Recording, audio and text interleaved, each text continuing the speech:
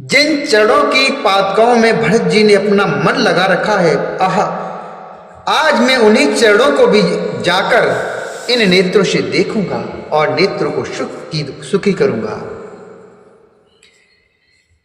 एहि विध करत प्रेम विचारा, आयु शपद सिंधु एह पारा। कपिन विभीषणु आवतु देखा, जाना कोरिप दूत विशेषा। ताये राख कपीस पहियाए, समाचार सबो ताहे सुनाए। कहे सुग्रीव सुनहु रघुराई, आवा मिलन दशानन भाई। कहे सुग्रीव सुनहु रघुराई, आवा मिलन दशानन भाई। आवा मिलन दशानन भाई।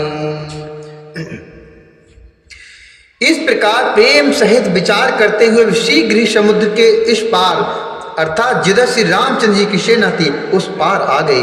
बाण ने विभीषण को आते देखा तो उन्होंने जाना कि शत्रु का कोई खास दूत है। उन्हें पहरे पर ठहरा कर वे सुग्रीव के पास गए और उनको सब समाचार कह के सुनाया। सुग्रीव ने श्री राम जी के पास जाकर उनसे कहा, हे रघुनाथ जी सुनिए, रावण का भाई आपसे मिलने के लिए आया है। कहे प्रभु सखा बूझिए कहा, कहिए कपीस सुनऊ नर नाहा। कहिए कपीस सुनऊ नर नाहा, जाने न जाए निशाचर माया। काम रूप के कारण आया, काम रूप के कारण आया। बेदु हमार लेन सठियावा, राखिए बांधे मोये अशुभावा। सखा नीत तुम नीकु विचारी, ममपन शरणागतु भयहारी। ममपन शरणागतु भयहारी। सुने प्रभु बचन हरष हनुमाना, शरणागतु छल भगवाना। शरणागतु छल भगवाना। प्रभु श्री राम जी ने कहा, हे मित्र तुम क्या समझते हो, तुम्हारी क्या राय है। वानर राज सुग्रीव ने कहा, हे महाराज सुनिए, राक्षसों की माया जानी नहीं जाती। यह इच्छा अनुसार रूप बदलने वाले अर्थात छली न जाने किस कारण यहाँ पर आया है।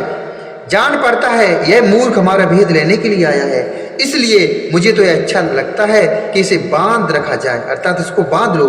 तब श्री राम जी ने कहा, हे मित्र तुमने नीति तो अच्छी विचारी, परंतु मेरा प्रण तो है कि शरणागत के भय को हर लेना।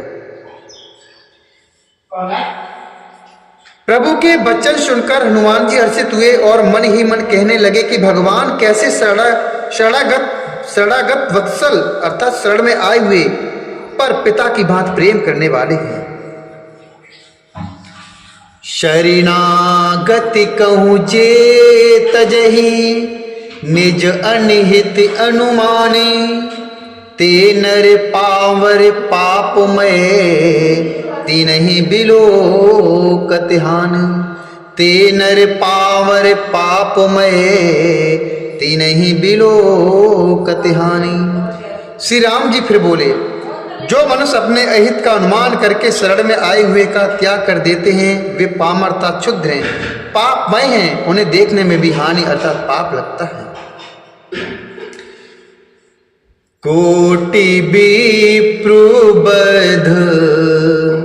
लागहि जाहू, आए शरण तजऊ नहीं ताहू।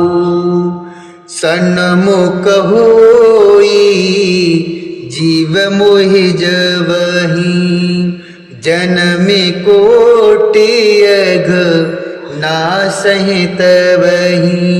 सन्मुख होई जीव मोहि जवही, जन्म कोटि अघ नासहि तबहि। जन्म कोटि अघ नासहि तबहि। बापुबंती कर सहजे शुभाऊ भजनु मोर ते भाव नकाऊ जो पे दुष्ट हृदय सोई होई मोरे सन्ने मुख आवे किशोई जो पे दुष्ट हृदय सोई होई मोरे सन्ने मुख आवे किशोई। जिसे करोड़ों ब्राह्मणों की हत्या लगी हो, शरण में आने पर मैं उसे भी नहीं त्यागता। जीव ज्यों ही मेरे सम्मुख होता है त्यों ही उसके करोड़ों जन्मों के पाप नष्ट हो जाते हैं। पापी का यह सहज स्वभाव होता है कि मेरा भजन उसे कभी नहीं सुहाता। यदि वह रावण का भाई निश्चय ही दुष्ट हृदय का होता तो क्या वह मेरे सम्मुख आ सकता था। जो मनुष्य निर्मल मन जन सो मोहि पावा मोहि कपट छल छिद्र न भावा भेद लेने पठवा 10 सीसा तब हुन कछु भय हानिक पीसा भेद लेनो पठवा 10 सीसा तब हुन कछु भय हानिक पीसा जग मोह सखा निशाचर जेते लक्ष्मण निमिष महु ते जोश भीत आ वासर नाई रखी हूँ ताहि प्राण की नाई जोश भीत आ वासर नाई रखी हूँ ताहि प्राण की नाई। जो मनुष्य निर्मल मन का होता है अर्थात जिस मनुष्य का मन निर्मल होता है वही मुझे पाता है। मुझे कपट और छल छिद्र नहीं सुहाते। यदि उसे रावण ने भेद लेने को भेजा है तब भी हे सुग्रीव अपने को कुछ भी भय या हानि नहीं है, क्योंकि हे सखे जगत में जितने भी राक्षस हैं लक्ष्मण क्षण भर में उन सबको मार सकते हैं और यदि वह भयभीत होकर मेरे शरण आया है तो मैं उसके प्राणों की तरह रखूंगा। उभय भातु ते आनहु हंसी कही कृपा निकेत हंसी कही कृपा निकेत जय कृपाल कहे कपि चले अंगद हनु समेत अंगद हनु समेत। कृपा के धाम श्री राम जी ने हंसकर कहा दोनों ही स्थितियों में उसे ले आओ। तब अंगद और हनुमान सहित सुग्रीव जी कृपाल श्री राम जी की जय हो कहते हुए चले। सादर ते ही आगे